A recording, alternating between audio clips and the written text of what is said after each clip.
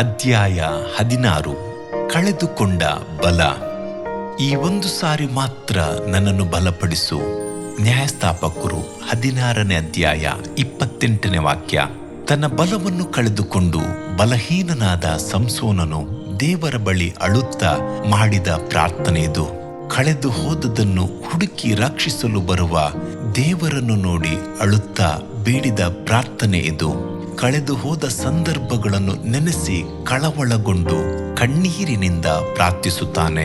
ಕಳೆದು ಹೋದ ಸಮಯಗಳು, ಕಾಲಗಳು, ಇವುಗಳನ್ನು ತಿರುಗಿ ಹೊಂದಿಕೊಳ್ಳುವುದು ಹೇಗೆ?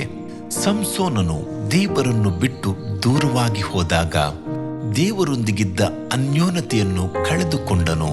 ತನ್ನ ಬಂಧುಗಳನ್ನು, ಸಹೋದರರನ್ನು ಕಳೆದುಕೊಂಡನು. ಬಲವನ್ನು ಕಳೆದುಕೊಂಡನು. ಅವನು ಹಿಡಿಯಲ್ಪಟ್ಟಾಗ ಕಣ್ಣುಗಳನ್ನು ಕಳೆದುಕೊಂಡನು. ಕೊನೆಯಲ್ಲಿ ಅಂತಸ್ತು, ಮರ್ಯಾದೆ ಎಲ್ಲವನ್ನೂ ಕಳೆದುಕೊಂಡನು. ಆದರೂ ಅವನಲ್ಲಿ ಒಂದು ನಂಬಿಕೆ ಇತ್ತು. ಎಲ್ಲವನ್ನು ಕಳೆದುಕೊಂಡ ಸಮಯದಲ್ಲಿಯೂ ಸಹ ಪ್ರಾರ್ಥಿಸುವ ಕೃಪೆಯನ್ನು ಅವನು ಕಳೆದುಕೊಳ್ಳಲಿಲ್ಲ.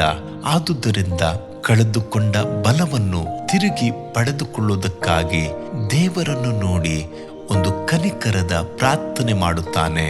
ಕರ್ತನೇ, ಯೆಹೋವನೇ, ಫಿಲಿಷ್ಟಿಯರು ಕಿತ್ತು ಹಾಕಿದ ನನ್ನ 2 ಕಣ್ಣುಗಳಲ್ಲಿ ಒಂದಕ್ಕಾದರೂ ನಾನು ಅವರಿಗೆ ಮೈ ತೀರಿಸುವ ಹಾಗೆ ನನ್ನನ್ನು ಈ ಸಾರಿ ಬಲಪಡಿಸು ಎಂದು ಪ್ರಾರ್ಥಿಸಿದನು. ನ್ಯಾಯಸ್ಥಾಪಕರು 16:28.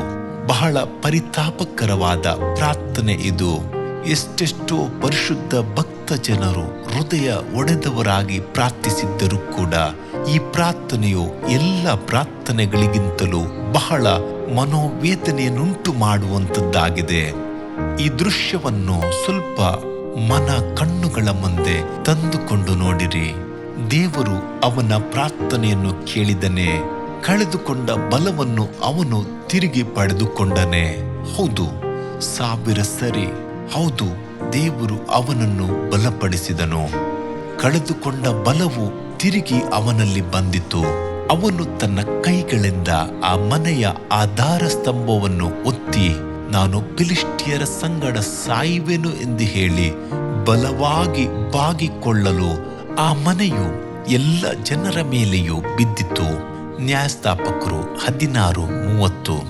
ದೇವ ಮಗುವೆ, ಈ ಕೃಪೆಯ ಕಾಲದಲ್ಲಿ ಕಳೆದುಕೊಂಡದ್ದನ್ನು ತಿರುಗಿ ಪಡೆದುಕೊಳ್ಳುವ ಹಾಗೆ ಕರ್ತನ ಬಳಿಯಲ್ಲಿ ಅಂಗಲಾಚಿ ಬೇಡಿಕೋ. ಕಾಲವು ಬರುವುದಕ್ಕೆ ಮುಂಚಿತವಾಗಿ ಪಡೆದುಕೋ.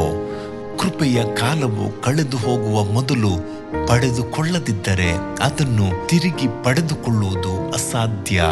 ಬುದ್ಧಿ ಇಲ್ಲದ ಕನ್ಯರು ತಮ್ಮ ಆರತಿಗಳಲ್ಲಿ ಎಣ್ಣೆಯನ್ನು ತಕ್ಕೊಳ್ಳದ ಕಾರಣ ಮದಲಿಂಗನನ್ನು ಸಂಧಿಸುವ ಭಾಗ್ಯವನ್ನು ಕಳೆದುಕೊಂಡರು. ಬಾಗಿಲನ್ನು ತಟ್ಟಿದರೂ ಅದು ತೆರೆಯಲ್ಪಡಲಿಲ್ಲ. ಮೂಲ ಪಿತೃಗಳ ಸಂತತಿಯಲ್ಲಿ ಬರಬೇಕಾಗಿದ್ದವನು ಏಸಾವ. ಆದರೆ ದೇವರು ಕೊಟ್ಟ ಎಲ್ಲ ಅವಕಾಶಗಳನ್ನು ಕಳೆದುಕೊಂಡನು. ಚೊಚ್ಚಲುತನವನ್ನು ಅಲಕ್ಷ್ಯ ಮಾಡಿ ಆ ಶ್ರೇಷ್ಠತೆಯನ್ನು ಕಳೆದುಕೊಂಡನು. ಸತ್ಯವೇದವು ಹೇಳುತ್ತದೆ, ಅನಂತರದಲ್ಲಿ ತನ್ನ ತಂದೆಯ ಆಶೀರ್ವಾದವನ್ನು ಬಾಧ್ಯವಾಗಿ ಹೊಂದಬೇಕೆಂದು ಕಣ್ಣೀರು ಸುರಿಸುತ್ತಾ ಬೇಡಿಕೊಂಡರೂ ನಡೆದದ್ದನ್ನು ಇಲ್ಲದ ಹಾಗೆ ಮಾಡುವುದಕ್ಕೆ ಸಾಧ್ಯವಾಗದೆ ನಿರಾಕರಿಸಲ್ಪಟ್ಟನು. ಇಬ್ರಿಯ 12:17ನೇ ವಾಕ್ಯ.